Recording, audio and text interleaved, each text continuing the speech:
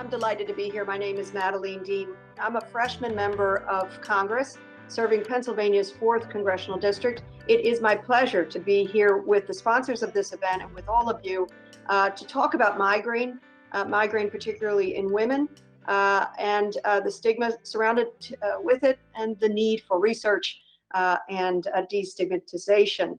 And even though the focus here is on women's health, I want to let you know that I have come to know this issue better because of two members of my family who have suffered from migraine. My dear Uncle Walter, who is now deceased, he was my dearest friend, but in his lifetime suffered chronic cluster headaches. And my own son, Alex, who is 26 years old and has suffered migraine for a very, very long time. So I know the debilitating nature. I know the mystery that surrounds headache from a layman's point of view, from a mother's point of view. I'm the vice chair of the Bipartisan Women's Caucus. So on behalf of our chairs on both sides of the aisle, we are delighted to participate in this event to do what we can to raise the issue. In the context of women's health, we know that number one, there is a stigma associated with migraine. I had the chance to meet with a constituent of mine, a woman who is a patient suffering migraine, and with her physician. And we know the stigma surrounding it because of the mysterious nature of it, the lack of understanding of the disease, and publicly the lack of understanding of the complex nature and the debilitating nature of the disease. So we have to do everything we can to make sure that folks recognize this for what it is, very often extraordinarily debilitating disease that impacts women more than men. Women are 4 times more likely to be diagnosed in the context of Emmy CFS.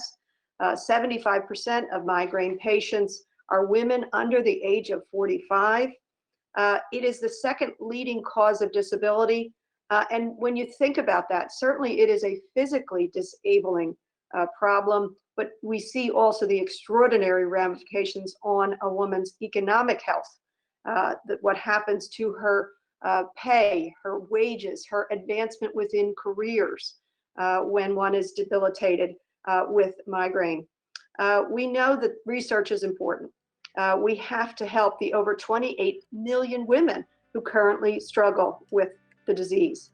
Our research is underfunded in my mind, and I think in all of yours as well, in part because of the stigma, in part, but literally because of disbelief, which is kind of unbelievable. That's a little bit of a circle that I took myself down. And there is no cure or FDA-approved treatment for MF-CFS.